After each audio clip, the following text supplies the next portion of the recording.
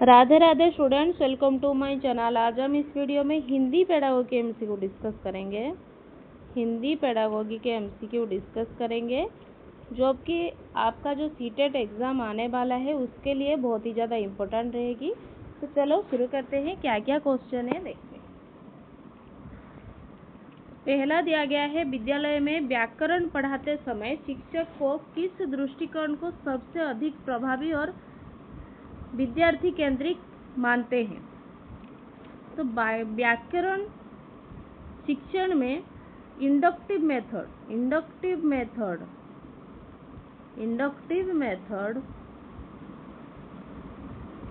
जो कि आगमनात्मक विधि जो है सबसे अधिक प्रभावी मानी जाती है, क्योंकि इसमें जो छात्र है वो पहले जो एग्जाम्पल है उसे देखते हैं, फिर रूल तक चलते हैं।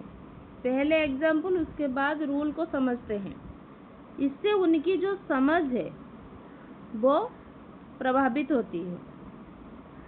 तो सही आंसर होगा नियमों को रटवाने की विधि नहीं, ये गलत हो जाएगा। नियम को कभी भी रटना नहीं चाहिए। जो मेमोराइजेशन वर्ड जब भी आ जाए तो गलत हो जाता है। उदाहरण के माध्यम से नियम स्वयं खोजने की विधि, ये सही है। केवल पाठ्यपुस्तक आधारित व्याख्या नहीं, ये भी नहीं। तो ऑप्शन 2 हो गया करेक्ट। नेक्स्ट चलते हैं। प्राथमिक स्तर पर जो भाषा शिक्षण का मुख्य उद्देश्य क्या नहीं है। अच्छे से देखा ना, क्या नहीं है पूछ रहा है।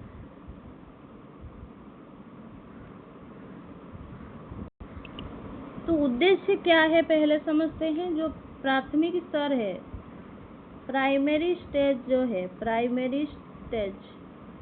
जो है उस पर क्या होता है, भाषा शिक्षण का उद्देश्य क्या होता है, बच्चों में भाषा का स्वाभाविक विकास नेचुरली जो होता है उसको विकसित करना होता है। इसमें अनुभव आधारित और गतिविधि आधारित सीखने पर जोर दिया जाता है। तो सही आंसर क्या हो जाएगा इसका, विद्यार्थियों के व्यक्तिगत अनुभवों के आधार पर भाषा का विकास करना नहीं है पूछा है, ये सही है। भाषा के व्याकरण नियमों को रटवाना और याद करना, ये गलत है। यहाँ पर गलत ही पूछा है, क्या गलत है। भाषा की समझ और अभिव्यक्त और संप्रेषण क्षमता का विकसित करना, ये सही है। साहित्यिक और सांस्कृतिक समझ को बढ़ावा, ये भी सही। तो यहाँ पर गलत हो गया 2, यहाँ पर गलत क्या है वो पूछा था। नेक्स्ट चलते हैं। भाषा की संरचना को पहचानना और उसका विश्लेषण करना प्राथमिक स्तर पर भाषा शिक्षण का उद्देश्य है। डैश प्राथमिक स्तर पर, क्या कौन से प्राथमिक स्तर पर ये भाषा शिक्षण का उद्देश्य है। प्राथमिक स्तर पर भाषा शिक्षण का एक मेन उद्देश्य विद्यार्थियों में भाषा की संरचना को समझने और उसका विश्लेषण करने की क्षमता विकसित करना है। ये उन्हें भाषा के नियम और उनका जो प्रयोग को बेहतर ढंग से समझने में मदद करता है। तो सही आंसर इसका क्या होगा, भाषा सीखने का मुख्य उद्देश्य ये है। भाषा की संरचना को पहचानना और उसका विश्लेषण करना भाषा सीखने का मुख्य उद्देश्य है। नेक्स्ट चलते हैं।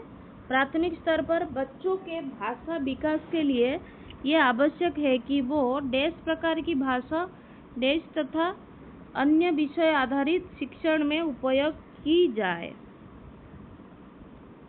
प्राथमिक स्तर पर बच्चा को भाषा विकसित अधिक प्रभावी तब होता है जब उन्हें कॉन्टेक्सुअल लैंग्वेज प्रोवाइड किया जाए। कॉन्टेक्सुअल लैंग्वेज एनवायरनमेंट पर आधारित और लैंग्वेज रिच भाषिक वातावरण में ही सीखने का अवसर दिया जाए। इसमें बच्चे जो हैं वो रियल लाइफ से जो भी सिचुएशन है उससे जुड़कर भाषा को बेहतर समझते हैं और प्रयोग करते हैं। तो सही आंसर इसका होगा प्राथमिक स्तर पर बच्चे को भाषा विकास के लिए ये आवश्यकता है कि डैश प्रकार की भाषा, परिवेश, क्या होगा, परिवेश प्रकार की भाषा, डैश तथा अन्य विषय पर आधारित होगा, भाषिक। नेक्स्ट चलते हैं। प्राथमिक स्तर की हिंदी पाठ्य पुस्तक में हिंदी के साथ साथ क्षेत्रीय भाषाओं को भी स्थान दिया जाना चाहिए। डैश इस कथन का सही औचित्य क्या है?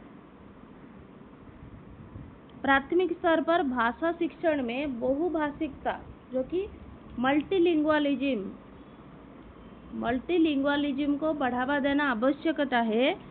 क्षेत्रीय भाषाओं का शामिल करने से बच्चों में क्या होगा, सांस्कृतिक समझ जो है वो विकसित होता है। सीखने की प्रक्रिया जो है वो अधिक प्राकृतिक बनता है। मातृभाषा और दूसरी भाषाओं के बीच जो कनेक्शन है वो भी स्ट्रांग होता है। इसमें क्या होगा ना, भाषा सीखना अधिक प्रभावी और मीनिंगफुल बनेगा। सही आंसर होगा बहुभाषिक और सांस्कृतिक समझ विकसित करने के लिए यह होना चाहिए। विद्यार्थियों में पठन के प्रति रुचि विकसित करने तथा भाषा ज्ञान बढ़ाने के लिए पाठ्य पुस्तक के अतिरिक्त क्या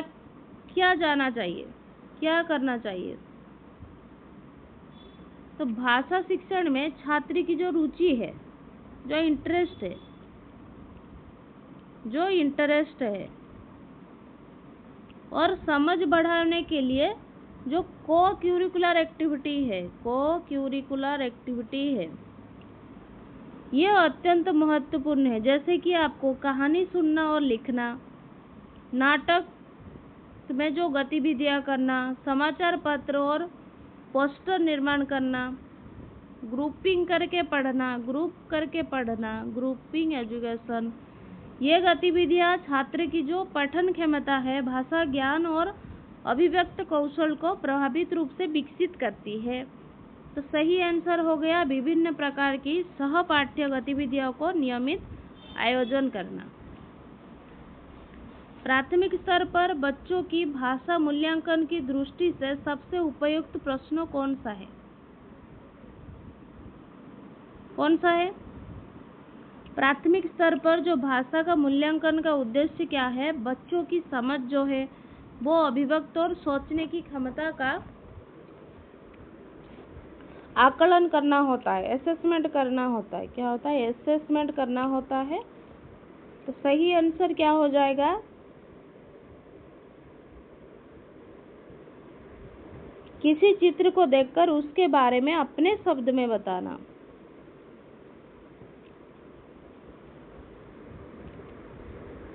भाषा अर्जन जो है, लैंग्वेज एक्विजिशन के संदर्भ में निम्नलिखित में से कौन सा तत्व सबसे अधिक महत्वपूर्ण माना जाता है? तो भाषा अर्जन के लिए सबसे महत्वपूर्ण जो कारक है वो रिच लैंग्वेज एनवायरनमेंट होना चाहिए। क्या होना चाहिए? रिच लैंग्वेज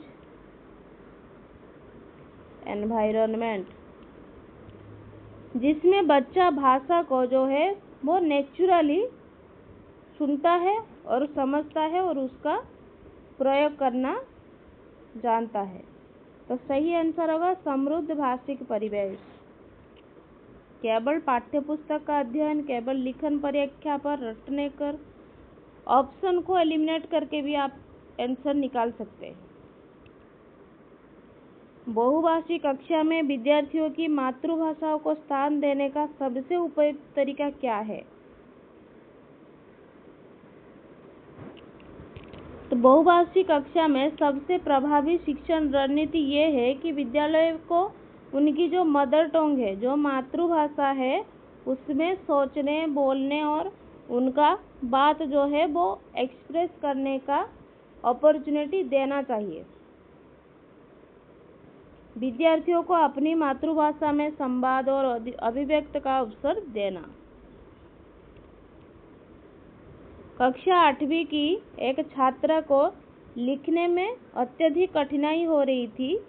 संभावना है कि वो निम्न में से किस समस्या से प्रभावित है? लिखने से संबंधित। तो ये जो लर्निंग डिसेबिलिटी है, लर्निंग डिसएबिलिटी है, जिसमें विद्यार्थी को अक्षर जो है उसे लिखना, उसको विचार को लिखने के रूप में व्यक्त करने में समस्या होती है, तो उसे क्या बोला जाएगा? डिसग्राफिया। क्योंकि डिसकाल्कुलिया जो है वो मैथ से रिलेटेड है, कैलकुलेशन से रिलेटेड है। डिसलेक्सिया जो है वो रीडिंग, पढ़ने में जो दिक्कत आती है वो होते हैं, और लिखने का जो है वो डिसग्राफिया हो गया। तो यहाँ पर हमने टोटल 10 MCQ डिस्कस किया है। आपका 10 में से कितना करेक्ट हो रहा है मुझे कमेंट बॉक्स में ज़रूर बताना। अगर वीडियो पसंद आ रही है तो लाइक शेयर सब्सक्राइब जरूर करें। Thank you students, keep study.